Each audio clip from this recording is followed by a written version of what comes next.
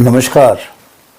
आज supreme court के एक महत्वपूर्ण निर्णय के बारे में हम बात करेंगे। हर्षकेश रॉय जस्टिस सुधांशु धूलिया और जस्टिस SVN भट्टी, इन तीन जस्टिस की बेंच ने ये बड़ा महत्वपूर्ण निर्णय 18 सितंबर 2024 को सुप्रीम कोर्ट में सुनाया। इसमें एक पॉक्सो का कन्विक्ट था जो कस्टडी में था, बेल ऑर्डर पास होने के बावजूद भी।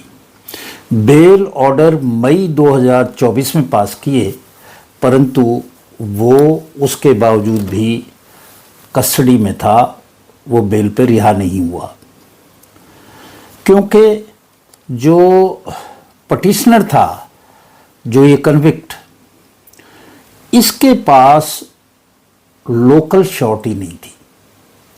लोकल श्योरिटी जो ट्रायल कोर्ट ने कहा था, तो उस लोकल श्योरिटी के ना होने के कारण ये जो है ये जेल में ही बंद थे।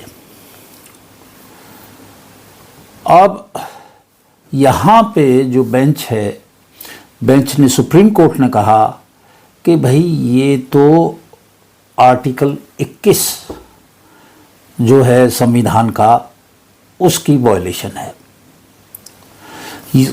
एग्जैक्टली क्या कहा वो मैं आपको सुनाता हूँ। यह न्याय का उपहास होगा यदि याचिकाकर्ता स्थानीय यानी कि लोकल श्योरिटी प्रस्तुत करने में असमर्थता के लिए जमानत आदेश के लाभ प्राप्त करने में असमर्थ है। यह उस व्यक्ति के लिए संविधान के अनुच्छेद 21 के तहत जो गारंटीकृत अधिकार है का है उल्लंघन होगा, जिसे उसके पक्ष में जमानत के आदेश के बावजूद हिरासत में रखा गया है।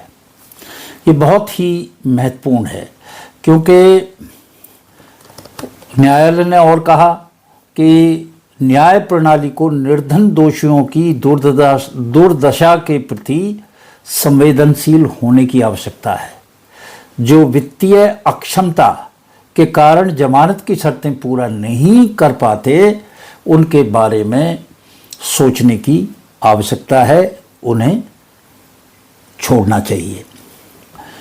पटिशनर जो था उसको पिछले 7 साल और 1 महीने से जेल में था और मई में 2024 में उसकी जमानत होगी। इसके बाद भी वो, क्योंकि पर्सनल जो श्योरिटी था, लोकल जो श्योरिटी था, उसको वो नहीं जुटा पाया। सुप्रीम कोर्ट कहते हैं, माननीय सुप्रीम कोर्ट कहते हैं कि न्याय प्रदान करने वाला तंत्र यानी कि जुडिशियल सिस्टम जो है हमारा, जो क्रिमिनल जस्टिस सिस्टम है, उन दरिद्र दोषियों की दुर्दशा से बेखबर नहीं हो सकता जो लोकल श्योरिटी प्रदान करने में असमर्थ हैं। तो ये जमानत की जो शर्त थी उनको पूरा करने में असमर्थ था। आवेदक 3 मई 2024 को अपने पक्ष में बेल ऑर्डर पाने के बावजूद भी जेल में सड़ रहा था। हुआ ये कि पटिशनर को सेक्शन 4, 6, 8 में पॉक्सो एक्ट में स्पेशल जज ग्रेटर मुंबई ने 10 साल की सज़ा सुनाई। इसके बाद 2019 में वो बॉम्बे हाई कोर्ट गया, जहां उसकी अपील जो थी वो डिसमिस हो गई। फिर उसने SLP सुप्रीम कोर्ट के समक्ष दाखिल की और सुप्रीम कोर्ट ने उसे मई 2024 में जमानत दे दी। और ऑर्डर में था कि भाई the supreme court granted him bail in May 2024 on terms and condition to be decided by the trial court, यानी कि जो कंडीशन बेल की हैं वो ट्रायल कोर्ट डिसाइड करे कि किन पे छोड़ना है। जमानत दे दी सुप्रीम कोर्ट ने और कंडीशंस के लिए ट्रायल कोर्ट को कह दिया। अब ट्रायल कोर्ट ने जो है उसमें जो शर्तें रखी, उसमें लोकल श्योरिटी की भी एक शर्त थी। ये लोकल श्योरिटी नहीं जुटा पाया और लगातार कोल्हापुर सेंट्रल जेल में ये मई से चल रहा था।